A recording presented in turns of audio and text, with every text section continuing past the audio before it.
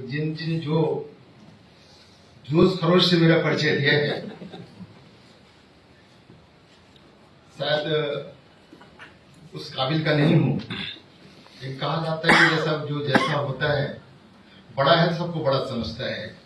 तो शायद विजयन जी की जो सोच है ऐसी ही है। नहीं सर, है आप। और ऐसे मेरा जब परिचय अभी मैं गया था, आप लोगों को पता होगा, जो ब्रिटिश पार्लियामेंट में गया और एड्रेस करने के लिए बुलाया, जब मेरा परिचय दिया जा रहा था तो मैंने कहा निश्चित रूप से जो मेरा परिचय दिया गया है वो परिचय मेरा अधूरा है। और आपको जानकर के आश्चर्य भी होगा, प्रसन्नता भी होगी कि मैंने वहां पर भाषण हिंदी भाषण किया और मेरा परिचय अधूरा है। मेरा परिचय तब तक पूरा नहीं होगा जब तक इस चीज को जोड़ा ना जाए कि मैं उस देश का वासी हूं जिस देश में गंगा बहती है।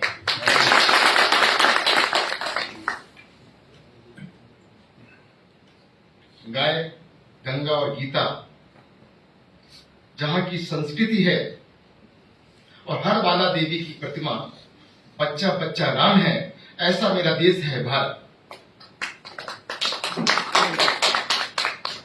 आज जो विषय जहां पर रखा गया है, औपचारिक रूप से इतना ही कहना चाहूंगा कि मंच पे बैठे हुए सम्मानीय अतिथिगण, मेरे सम्मुख बैठे हुए प्रबुद्ध जन, साथ मातृशक्ति, आज जो विषय है निश्चित रूप से बहुत सारगर्भित विषय है।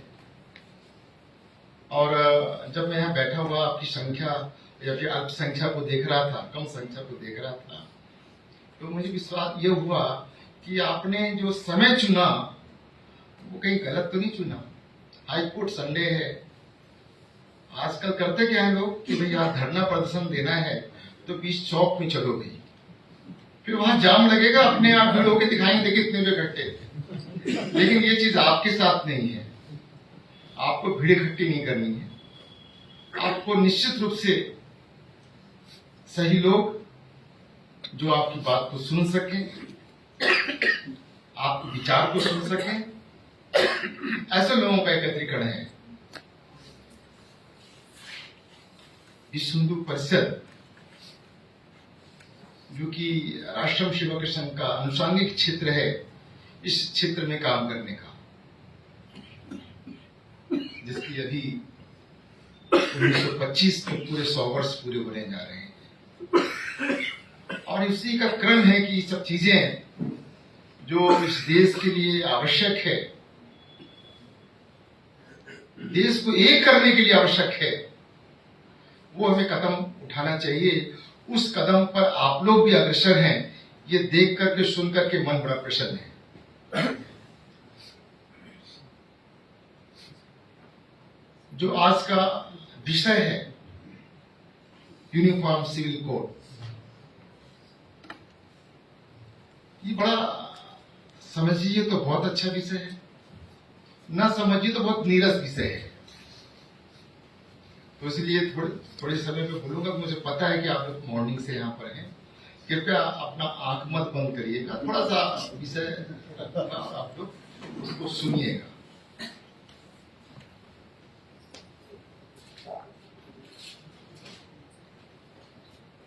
इस विषय पर, ये विषय तब तक स्पष्ट नहीं होगा जब तक थोड़ा सा आप इस भारत के जो इतिहास है, इधर का आधुनिक इतिहास, बीच का मध्यकालीन इतिहास और उसके पहले का प्राचीन इतिहास, इन तीनों को जब आप बैलेंस करके चलेंगे तब आपको समझ में आएगा कि आज का जो विषय है कितना कारगर है। एक बात मैं और भी स्पष्ट कर दूं, अगर हम मीडिया वाले हैं तो, मैंने विश्व हिंदू परिषद की बात की, मैंने भारत राष्ट्रीय की बात की, मैंने भारतीय संस्कृति की बात की। इसका ये मतलब नहीं है कि मैं अगर हिंदू हूं तो मुझे अन्य धर्मों से कोई विभेद है, तो उनसे मैं इतर अपना कोई सोच रखता हूं। हाँ, इतना अपेक्षा जरूर रखता हूं, ये देश भारत है, यहां पर रहने वाला व्यक्ति भारतीय है। बाहर के लोग हिंदू नहीं समझ पाते, हिंदू केवल उसी को समझते हैं जो केवल और केवल पूजा पद्धति करने वाला, गंगा स्नान करने वाला, चंदन लगाने वाला व्यक्ति ही हिंदू। ऐसा नहीं है। हिंदू इस देश में रहने वाला, इस देश को अपनी मां कहने वाला, इस देश पर कोई विपत्ति आ जाए तो अपना सर निछावर करने वाला जो व्यक्ति है, उसकी पूजा पद्धति कुछ भी हो सकती है। वो कुरान को मान सकता है, वो बाइबल को मान सकता है, लेकिन वो हिंदू है। ये हमारी बृहद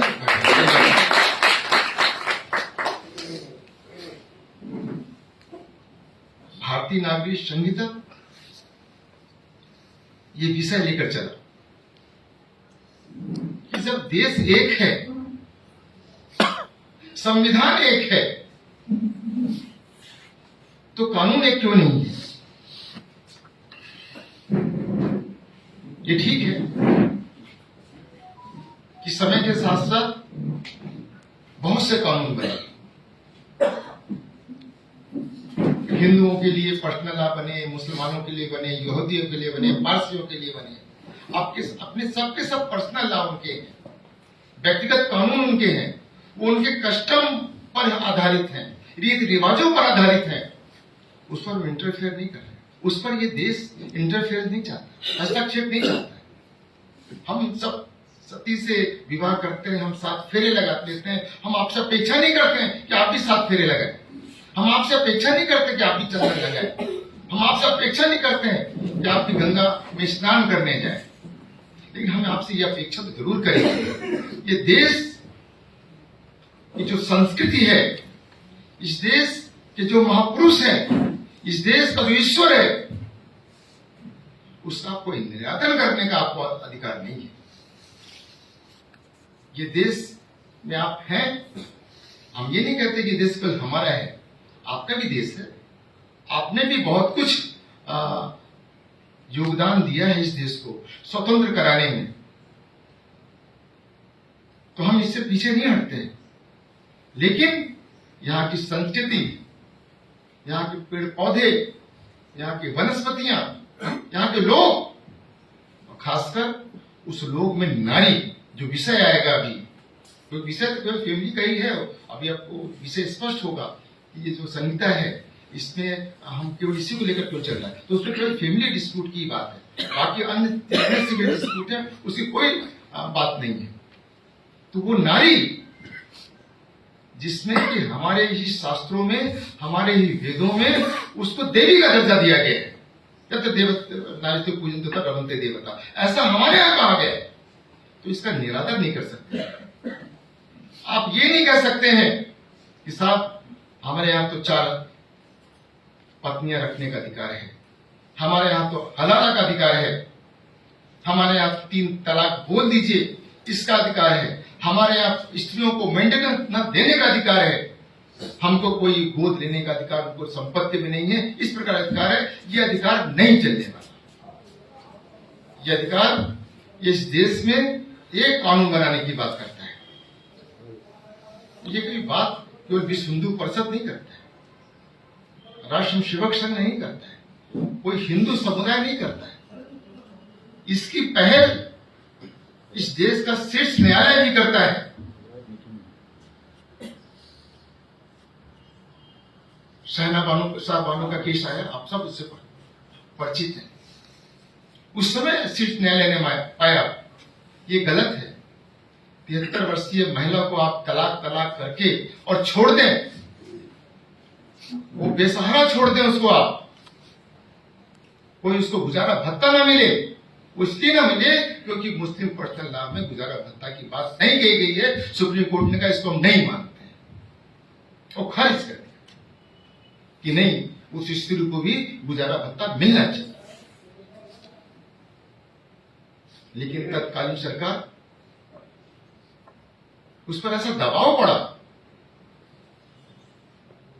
कि ये गलत है, ये हमारे मुस्लिम विधि या पर्सनल लॉ के खिलाफ है और हमारे यहाँ गुजारा भत्ता देना हराम है, हम नहीं देंगे, ऐसा दबाव सरकार को डाला और सरकार को फिर झुकना पड़ा और ये जो सुप्रीम कोर्ट का आदेश है वो बदलना पड़ा, एक नया कानून लाना पड़ा। साहबानों के बाद सायराबानों का केस आया, वो तो मेंटेनेंस के संबंध में था, भत्ते के बारे में था, और ये आया तलाक के बारे में, सायराबानों का केस। फिर इसके बाद आप क्रम से आपका आता गया, सबीना का भी केस आता गया, इधर बीच में आपने देखा 19 में ट्रिपल तलाक का भी आता गया। तब पर शीर्ष न्यायालय ने उसको माना ये गलत है। इस देश में सबको बराबर का अधिकार है, चाहे वो स्त्री हो चाहे पुरुष हो।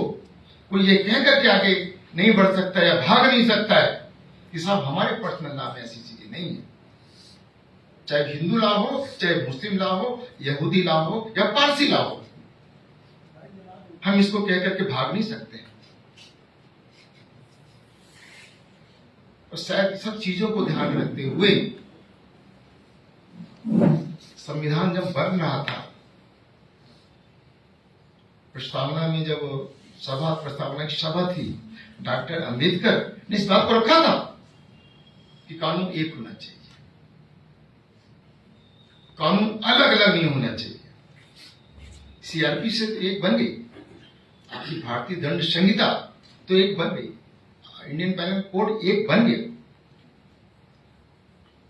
लेकिन जो सिविल कोड है जिसमें बहुत चीजें हैं, एग्रीमेंट है, टॉर्ट है, अन्य भी उसमें चीजें हैं, वो सब बनती चली गई। लेकिन जो एक विषय है फैमिली डिस्प्यूट, उसमें फिर क्योंकि अंग्रेजों का भी बड़ा योगदान रहा है सुधार करने में भी और सुधार न होकर बीच में लड़ाने का भी, क्योंकि हमारे यहाँ भी बहुत सी कुरीतियां थी, हिंदुओं में बहुत सी कुरीतियां थी, सती प्रथा हमारे यहाँ थी, बाल विवाह हमारे यहाँ था, जौहर विवाह हमारे यहाँ था, बच्चियां पैदा हो रही है मार दिया जाए, उनको गाड़ दिया जाए, हत्या कर दी जाए, ये प्रथा थी हमारे यहाँ। लेकिन जब राजा मोहन राय खड़े हुए, विद्यासागर खड़े हुए, उन्होंने अंग्रेजों के साथ मिलकर इन कुरीतियों को खत्म किया। बहुतायत समाज ने इसको माना कि ये कुरीतियां थी, खत्म होनी चाहिए थी, खत्म हो गई है, ठीक है। लेकिन उन्होंने ये मुस्लिम लॉ में जो कुरीतियां थी, चाहे हलाला का हो, चाहे तलाक का हो, या मेंटेनेंस का हो, एडॉप्शन का हो, इस पर उनकी भी हिम्मत नहीं पड़ी। हिम्मत नहीं पड़ी, ये कह सकते हैं उधर से कोई पहल करने वाला नहीं था। हम इस विषय पे नहीं जा रहे हैं क्या गलत है क्या सही है, लेकिन इस विषय पर जरूर जाते हैं जो मनुष्य के खिलाफ है उससे हम कभी समझौता नहीं कर सकते। कभी ना समझौता किया गया है, हमारी पुरातन त्रिता द्वापर से भी आप देख लीजिए।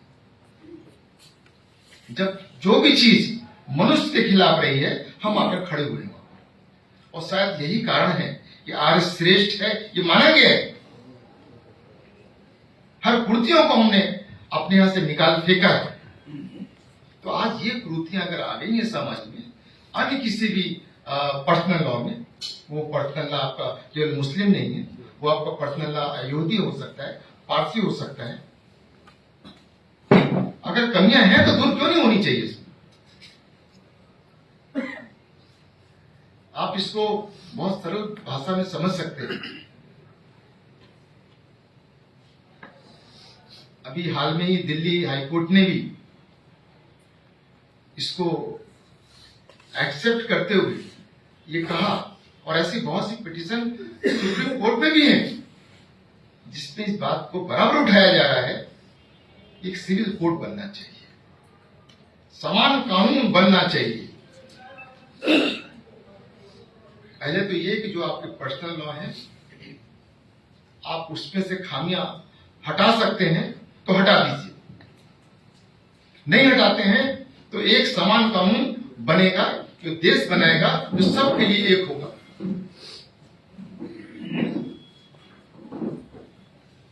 सुप्रीम कोर्ट में एक विषय और आया, बड़ा संकट का विषय आ गया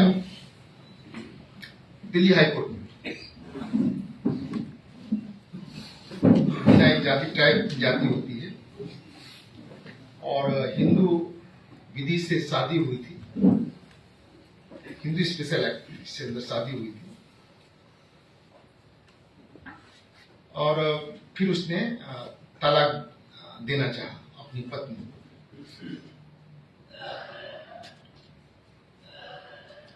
चूंकि पर्सनल लॉ में ऐसी व्यवस्था थी कि ट्राइब्स जो है, जो अनुसूचित जनजाति है, वो अगर चाहेगी तो नहीं होगा विवाह, तो दोनों के साथ सम्मति होगा। तो ये मामला उच्च न्यायालय दिल्ली के पास भी गया। दिल्ली उच्च न्यायालय ने इसको स्वीकार किया, एक सिविल कोड बनना चाहिए, एक कानून बनना चाहिए। पर्सनल लॉ आपका दूसरा है और एक कानून दूसरा है, ये नहीं चलेगा। उसको लेते हुए बहुत सी पिटीशन आज सुप्रीम कोर्ट में विचाराधीन है। तो विषय यहां पर यह है कि जब हमारा एक देश है, एक संविधान है, हमारा एक कानून क्यों नहीं बनना चाहिए? बहुत सी चीजें, बहुत सी ये जो आपका बिल है, कॉमन बिल है, बहुत से देशों ने इसको स्वीकार भी कर रखा है। जापान है, जर्मनी है, फ्रांस है, वो कहता है साहब ये कानून होना चाहिए, ये कानून है। आपके देश में गोवा में भी इसको स्वीकार किया है, अभी हाल में उत्तराखंड ने भी स्वीकार किया है। आपका संविधान स्वीकार करता है, अनुच्छेद 44 कहता है, निर्दिष्ट तत्वों के बीच में यह कहता है कि एक कॉमन बिल बनना चाहिए, कॉमन कानून, एक कानून बनना चाहिए, क्योंकि विभेद उत्पन्न करता है अगर आपने इसको अलग अलग रखा तो। क्योंकि सिविल जो है, दीवानी मामले जो है, वो प्रकार, उसके प्रकार भिन्न है, लेकिन एक ही प्रकार पर, जो कि मनुष्य के सम्मान पर, खासकर नारी सम्मान पर आघात करता है, उसको यहां के बहुसंख्यक जो लोग हैं, या दूसरे शब्दों में कह सकते बहुसंख्यक को लेकर के जो पार्टी है, उस चीज को करना चाहती है। इसके पहले भी उसने 370 की बात कही थी, ट्रिपल तलाक की भी बात कही थी। पूरे देश ने उसको स्वीकारा। जो लोग जिनके लिए बना, उनमें भी बहुतों लोगों ने स्वीकारा, उन महिलाओं ने स्वीकारा कि ये जाति है हमारे ऊपर और ये खत्म होना चाहिए। तो इसका एक कानून क्यों नहीं बनना चाहिए? ये कानून बना करके ये आपके शरीयत के खिलाफ हो जाएगा, आपके इस्लाम के खिलाफ हो जाएगा, आपके कुरान के खिलाफ हो जाएगा। ये भ्रम है आपके अंदर। लेकिन एक चीज मैं और कहना चाहूंगा, आपका पर्सनल लॉ हो, हमारा हिंदू लॉ हो, आपकी कुरान हो, हमारी गीता हो, जैसे मैंने बताया कि जो बुराइयां हमारे अंदर थी, उनको हमने दुरुस्त कर लिया है। कमियां थी, दुरुस्त कर लिया है। अभी ये भी अभी सबरीमाला वाला भी आपने घटना देखा हो, उसमें भी कमियां थी, हमने दूर कर दिया। छुआछूत अस्पृश्यता थी, हमने दूर कर दिया। कहीं कुछ चल रहा हो, लेकिन कानून रूप से हमने इसको दूर कर दिया। सती प्रथा को दूर कर दिया, जौहर को दूर कर दिया, बच्चियों को उत्पन्न करने को मार दिया जाए, उसको दूर कर दिया। तो आप ये कानून को दूर क्यों नहीं करते हैं कि आपके यहाँ एक पत्नी के रहते हुए 3 पत्नी आप और रख सकते हैं बिना उसके रजामंदी? ये नहीं चलेगा। एक स्त्री को जब आप तलाक देते हैं या आप सेपरेट करते हो, उसको अपने से अलग करते हैं, तो वो गुजारा भत्ता क्यों नहीं पाएगी? उसका ये अधिकार है, ये मौलिक अधिकार है उसका। और आज आप कहते हैं कि साहब चूंकि हमारे शरीयत में नहीं है इसलिए हम इसको नहीं मानेंगे। तो बंधुओं, मुझे कहने में थोड़ा सा भी गुरेज नहीं है। मीडिया वाले कल कुछ भी छाप दें, शरीयत में और भी बहुत सी बातें हैं। गलत करोगे तो गलत सजा मिलेगी। हाथ तोड़ा जाएगा, पैर तोड़ा जाएगा, आंख खराब की तो आंख फोड़ी जाएगी, जान लिया तो जान लिया जाएगा। ऐसे कानून कहिए ना, ये भी हम इस कानून को भी मानते हैं। इसके लिए पीछे क्यों होते हैं? तो ये नहीं चलने वाला। चलेगा भाई जो बहुत हिताय और सुखाय वाली होगा। जैसे हमारा अपना खुद का कल्पना है, हिंदुस्तान की कल्पना है, हम विश्व को अपना परिवार मान के चलते हैं। विश्व में रहने वाला हर व्यक्ति को हम सहोदर मान के चलते हैं। हिंदुस्तान में रहने वाला हर व्यक्ति, हर भाई हमारा सहोदर है, हम ये मान के चलते हैं। हमारे यहाँ सिखाया भी जाता है कि छोटी सी पशु को भी मत मारो, चींटी को ना मत मारो, ये सिखाया जाता है। इसीलिए शायद हम सहिष्णु भी हैं, उदार भी हैं। हमें किसी का कष्ट देख करके कष्ट होता है, किसी को पीड़ा को देख के पीड़ा होती है, लेकिन आपके अंदर नहीं होती है। क्यों? बच्चा, हमारे यहाँ बच्चा पैदा होता है, बचपन काल से उसको ईश्वर की ओर बढ़ाया जाता है, वेद मंत्र पढ़े जाते हैं, अहिंसा के बारे में ले जाया जाता है, तमाम चीजें बताई जाती हैं। लेकिन आपके साथ, आपके यहाँ तो बचपन से बच्चे को सामने रख करके वध किया जाता है पशुओं का। तो आप कैसे अपेक्षा करते हैं कि सहिष्णु होगा वो, उदार होगा वो? तो ये कहने में बिल्कुल गुरेज नहीं है कि हिंदुस्तान है, हिंदुस्तान में रहने वाला बहुसंख्यक के अनुसार ही देश चलेगा। यही कानून है। आप इसको ये कहकर भी नहीं कह सकते कि हाईकोर्ट के जज होकर के आप ऐसा बोल रहे हैं। कानून तो भैया बहुसंख्यक से चलता है। परिवार में भी देखिए, समाज में भी देखिए, जहां पर अधिक लोग होंगे जो कहते हैं उसी को माना जाता है। लेकिन आप जबरदस्ती करेंगे आप कि नहीं साहब हम तो ये मान के चलेंगे। लेकिन मैं आपको बता दूं, ये जो जिनकी हम बात कर रहे हैं सब बुरे नहीं है, वो सब बुरे भी नहीं है। ये जो कुरीतियां या बुराइयां जो हम आपको बता रहे हैं वो भी मानते हैं ये बुराइयां हैं। वो 4 पत्नियों के पक्ष में नहीं रहते हैं, पत्नी को तलाक, ट्रिपल तलाक के पक्ष में नहीं रहते हैं, बच्चियों को मार दिया जाए इससे पक्ष में नहीं रहते हैं।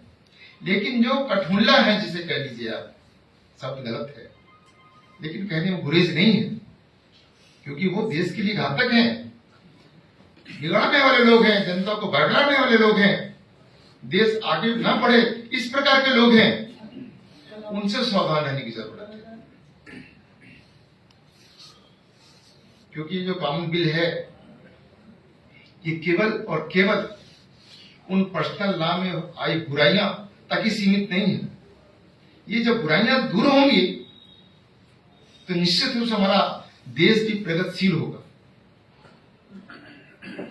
राष्ट्र के ऊपर हम जैसे आगे बढ़ रहे हैं और आगे गति से बढ़ते रहेंगे, लेकिन जरूरत यहां पर है कि हम एक कानून बना के चलें। बिना एक कानून के कोई देश प्रगति नहीं कर सकता है। आज आप लोग यहां पर आए, छोटा सा विषय रखा, विषय बहुत बड़ा है, बड़े बृहद है। अगर शुरुआत से आप, जैसे मैंने शुरू में आपसे कहा, वो विषय मैंने छोड़ दिया, या पश्चात एंशिएंट हिस्ट्री से लेकर मिडिल हिस्ट्री और मॉडर्न हिस्ट्री तक चले आइए, वो सब आपको मिलेगा कि हमने भी, हमारा भी जो कानून बना वो मनुस्मृति से लेकर बना, नॉर्थ स्मृति से लेकर बना, स्मृतियों से लेकर बना। उसमें बहुत सी बुराइयां भी थी, लेकिन समय समय हमने उसको हटाया। आपके अंदर भी ठीक है, आप अपने शरीयत से चलिए, आप अपने कुरान से चलिए, आप, हमें गुरेज नहीं है। आप पूजा किसी विधि से करिए, आप, हमें गुरेज नहीं है। आप विवाह किसी विधि से करिए, आप, हमें गुरेज नहीं है। गुरेज है किस बात से? जो देश के लिए घातक है, देश के मनुष्य के लिए घातक है, इस नारी के लिए घातक है, इससे तो बदलाव होना चाहिए। आपकी सुप्रीम कोर्ट, आपका तमाम हाई कोर्ट इस चीज को मान रहे हैं। क्योंकि मैं जब एक निमंत्रण कर गया था तो आप इस सब्जेक्ट से मेरे ब्रदर्स जजेस थे, वहां तक पहुंच गया तो उन्होंने कहा कि शेखर जी आप इस सब्जेक्ट पे क्या बोलेंगे, आप इसको ध्यान रखिएगा, आप हाईकोर्ट के जज हैं। मैंने कहा भैया मैं हाईकोर्ट का जज तो जरूर हूं, लेकिन इस देश का नागरिक भी हूं। और जो एक नागरिक के लिए और इस देश, उस नागरिक के देश के लिए जो उचित होगा मैं बोलूंगा। बहुत कुछ आया था आप लोगों के बीच में बोलने के लिए, थोड़ा वो ब्रदर्स की बातें ज्यादा आ गई, बहुत कुछ चीजें वो लपेटे में ना आ जाए, लेकिन इस चीज से आप निश्चित रहिए। जैसे आपने अपने आंखों के सामने कभी कल्पना की थी आपने कि हम राम मंदिर को अपनी आंखों के सामने देखेंगे, लेकिन देखा है हमारे पूर्वज तमाम बलिदान होकर चले गए इसी आस में कि हम इसको अपने राम लला को मुक्त होते हुए देखेंगे, भव्य मंदिर बनते हुए देखेंगे, लेकिन वो देख नहीं पाए। किया उन्होंने और देख आज हम रहे हैं। मैं आपको विश्वास दिलाता हूं, तो काफी दिनों के बाद उन्होंने देखा है। इस बिल को आप बहुत जल्दी देखेंगे।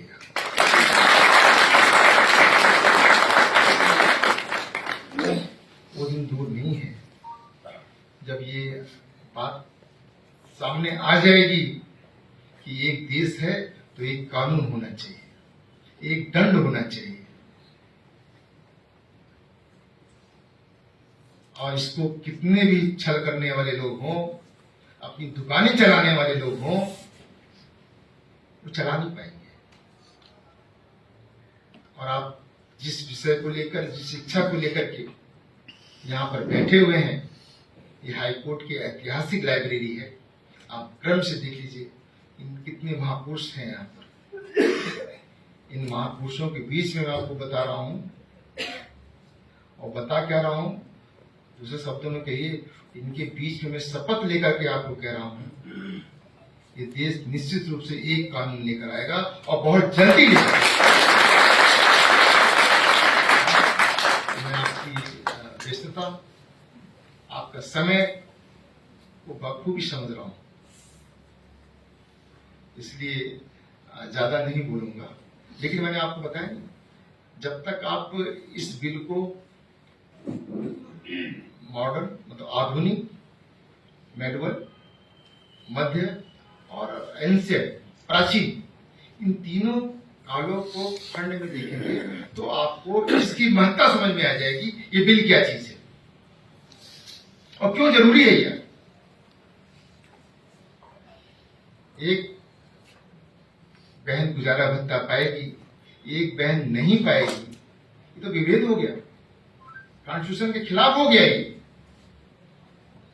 तो ये और केवल आप कहें कि ये हमारे पर्सनल लॉ में इजाजत नहीं देता है, तो ये अब चलने वाला नहीं। निश्चित रूप से बहनों को बराबर से अधिकार मिलने वाला है, क्योंकि पूरा मुद्दा इसी पर आधारित है, बहनों पर ही आधारित है। मेंटेनेंस जो फैमिली डिस्प्यूट है वही मुद्दा है कोर्ट का, और कुछ नहीं। बाकी तो और बहुत से विवाद हैं, लेकिन विवाद यहाँ पर आकर ये भी टिका हुआ है कि हमारे यहाँ महिला को मेंटेनेंस मिलेगा, 3 तलाक नहीं होगा, बाइगमी नहीं चलेगी, बहु विवाह नहीं चलेगा। एक पुरुष है तो एक ही स्त्री होगी, 4 स्त्री होगी। बोल दीजिए तलाक तलाक तलाक, ये नहीं होगा, मेंटेनेंस नहीं होगा। गोद वाली प्रथा जो है वो चलेगी कि गोद में लिया हुआ बच्चे को कोई मेंटेनेंस अधिकार नहीं है, ऐसा नहीं चलेगा। ये इसके मेन मुद्दे हैं। ये एक सब्जेक्ट, बहुत बड़े सब्जेक्ट हैं ये। तो कभी आप जब ये सेमिनार करिए ना, तो उसके कई पहलू हैं, एक एक पहलू लेके चलिए। तो और इसके लिए 4 दिन का, 3 दिन का, 5 दिन का ऐसा वर्कशॉप चलाइए, तो ये मुद्दा और स्पष्ट हो जाएगा। और संक्षिप्त में स्पष्ट होने वाला नहीं है, इसके कई कड़ी हैं। एक आप 25 पर 125 पर रख दीजिए, तलाक पर रख दीजिए, और जो पहलू हैं उस पर रख दीजिए, और तब लेकर चलिए। और फिर मैं जब बार बार कह रहा हूँ कि तीनों कालों को लेकर चलेंगे आप, क्योंकि बीच का कालखंड जो आया था, प्राचीन के बाद जो मध्य आया और फिर उसके बाद आधुनिक आया, उसमें भी बहुत से सुधार हमारे यहाँ हुए हैं। वो अंग्रेजी सुधार हुए हैं, वो उनके पीछे छल था कि इनमें सुधार कर लो, इसमें सुधार न करो, ये आपस में लड़ते रहेंगे। ये भी एक मंशा थी उनके अंदर, नहीं तो ये सुधार पहले भी हो सकता था। जब हमारे यहाँ की कुरीतियां दूर हुई हैं तो उनमें भी हो सकती थी, लेकिन वो नहीं कहा किया गया, और कुछ कट्टरपंथी कारण से भी नहीं हो पाया। हम उदार, जैसे मैंने बताया कि हम लोग वैसी चीजों को नहीं मारते, वो बचपन से ही हिंसा की प्रवृत्ति है, तो उदारता उनके अंदर नहीं है, उदारता हमारे अंदर है, और उदारता के बल पर हमने जीता है, बहुत कुछ जीता है। लेकिन ये भी कहने में कहीं कोताही नहीं होनी चाहिए कि अगर हम अहिंसक हैं तो हमको कायर मत समझना।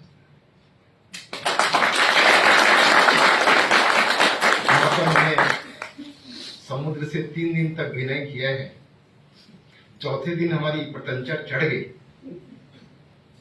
और फिर उसको मजबूर होकर के कहना पड़ा, साहब ने रास्ता तो दे दिया, चलिए।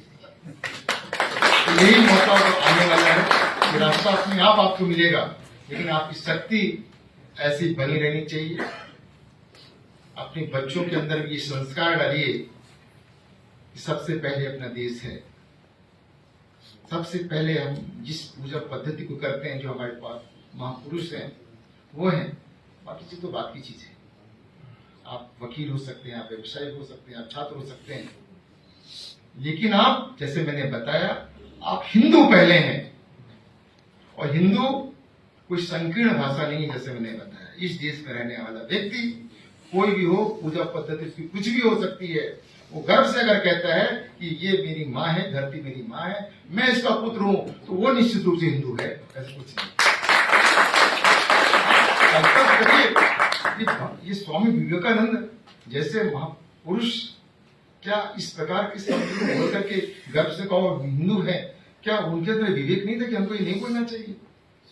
उनके अंदर था कि साहब इस देश को कहीं ऊपर कोई ले जा सकता है, विश्व गुरु बना सकता है, तो हिंदू ही बना सकता है, दूसरा कोई नहीं बना सकता।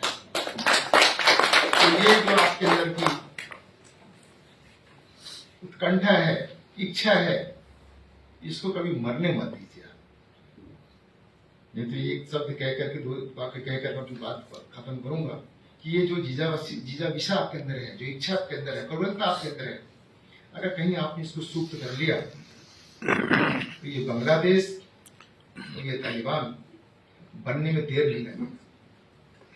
ये जरूरत है कि लोगों के बीच में प्रसार करने की, कि अपने आप को मजबूत करिए, अपने धर्म को पहचानिए, अपने त्रेता और द्वापर के महापुरुषों को पहचानिए, वैसे बल लाइए अपने अंदर। इससे आप, ये तो मैं नहीं कहूंगा कि एक रहेंगे सेफ रहेंगे, दूसरी बात हो जाएगी, लेकिन निश्चित रूप से इसमें दम है कि आपको कोई छेड़ नहीं सकेगा, आपको कोई छू नहीं सकेगा। मैं समझता हूँ कि आज के लिए इतना बोलना पर्याप्त होगा।